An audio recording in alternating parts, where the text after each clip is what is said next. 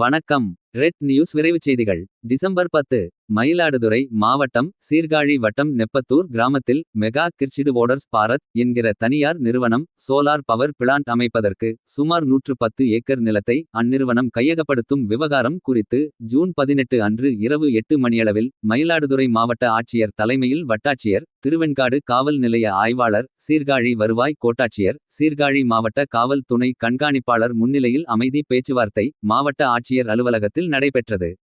இதில் மக்கள் எதிர்ப்பு தெரிவிக்கும் எந்த தொழிற்சாலைகளும் பாதுகாக்கப்பட்ட வேளாண் மண்டலத்திற்குள் அனுமதிக்க மாட்டோம் என்று உறுதியளித்தனர். எந்தவித எதிர்ப்பும் இல்லாமல் மக்கள் முழு ஒத்துழைப்பு தந்தால் மட்டுமே இந்த தனியார் நிறுவனத்தின் முயற்சிகளுக்கு அரசு ஒத்துழைப்பு தர முடியும். ஆகவே சட்ட ஒழுங்கு பிரச்சனையை ஏற்படுத்தும் வகையில் நடந்து கொள்ள கூடாது என மாவட்ட ஆட்சியர் உத்தரவிட்டார். இந்நிலையில் மீண்டும் 2 தினங்களுக்கு முன்பு நெப்பத்தூர் கிராமத்தில் சோலார் பவர் பிளான்ட் நிறுவனர் ஸ்ரீதர் என்பவர் உழைக்கும் மக்களிடையே பிளவை ஏற்படுத்தி மோதலை உண்டாக்கும் நோக்கத்தில் செயல்பட்டதின் விளைவாக மீண்டும் போராட்டக்குழு சோலார் பவர் பிளான்ட்டை தடுத்து நிறுத்துவதற்கான கலந்தாய்வு கூட்டம் நெப்பத்தூர் முன்னாள் ஊராட்சி மன்ற தலைவர் ராஜ்குமார் தலைமையில் நடைபெற்றது.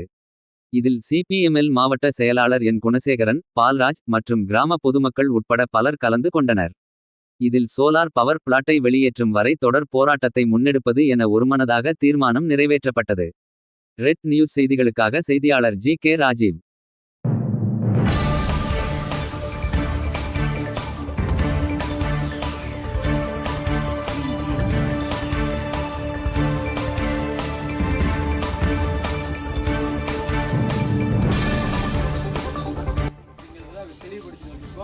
அவங்க இன்னும் கொஞ்சம் தெளிவுபட வேண்டியிருக்கு அந்த ஒருங்கிணைப்பாளர்களுக்கு. அதை பற்றி நாளைக்கு மறுநாள் பேசுவோம். தொடர்ந்து பேசிட்டு நம்ம இதை ஒரு முழுமையான கூட்டமாக அடுத்த கட்ட நடவடிக்கை என்ன, நம்ம உண்ணாவிரதம் இருக்க போகிறோமா அல்லது கலெக்டர் அலுவலகத்தை முற்றுகையிட போகிறோமா, இந்த வேலையை சுத்தமாக அந்த இடத்துலேருந்து அவன் அப்புறப்படுத்தணும். முதல்ல கொண்டாந்து ஊன்றி வச்சிருக்கான், போஸ்ட் பண்ணி வச்சிருக்கான். முதல்ல அதை அப்புறப்படுத்தணும். அதை அப்புறப்படுத்துறதுக்கு அடுத்த கட்டமாக என்ன நம்ம நடவடிக்கை எடுக்கலாங்கிறத நம்ம எல்லோரையும் ஒருங்கிணைத்து பேசுவோம்.